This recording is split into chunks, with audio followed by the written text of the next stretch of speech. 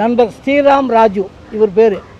இவர் வந்து நடிகர் விஜயோட ரசிகர், பரம ரசிகர், பக்தர்னு கூட சொல்லலாம். அவர் மேலே அவ்வளோ நேசிப்புள்ளவர். அவர் படம்னா இவர் தொடர்ந்து ஒரு படம் ஏதோ போய் பார்க்குறவர் 50 வாட்டி அந்த தேட்டருக்கு தொடர்ந்து போய் பார்க்குறவர். அப்படி அவர் மேலே ஒரு பிடிப்பு, பாசம், அவர் மேலே ஒரு அன்பு, ரசிகரை தாண்டி இருக்கக்கூடிய ஒருத்தர் அவர்.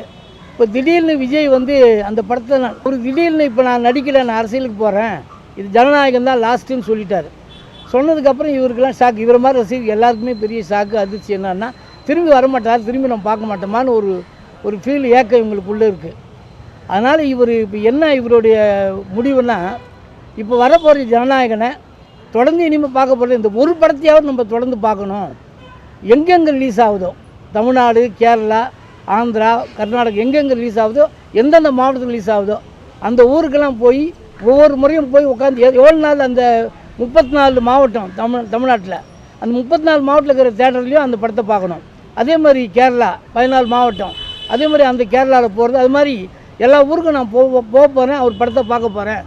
அதே மாதிரி அந்த விஜய் ரசிகர்களும் அவங்களும் கண்டிப்பாக இதை ஏற்றுக்குவாங்க. எனக்கு ரொம்ப வேதனையாக இருக்குது அவர் இதோட வரமாட்டேன்னு சொன்னது.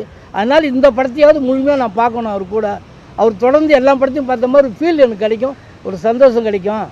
இதை வந்து நான் ப்ரெஸ்ஸுக்கு சொல்லிவிட்டு போனேன்னா எனக்கு ஒரு அங்கீகாரம் கிடைக்கும், தேட்டர்லேயும் மரியாதை கிடைக்கும், ரசிகர்கள்கிட்டையும் ஒரு அங்கீகாரம் கிடைக்கும். அதுக்காக நான் ப்ரெஸ்ஸை மீட் பண்ணணும் அப்படின்னாரு. அதுக்காக தான் அந்த ப்ரெஸ் மீட் கூட்டி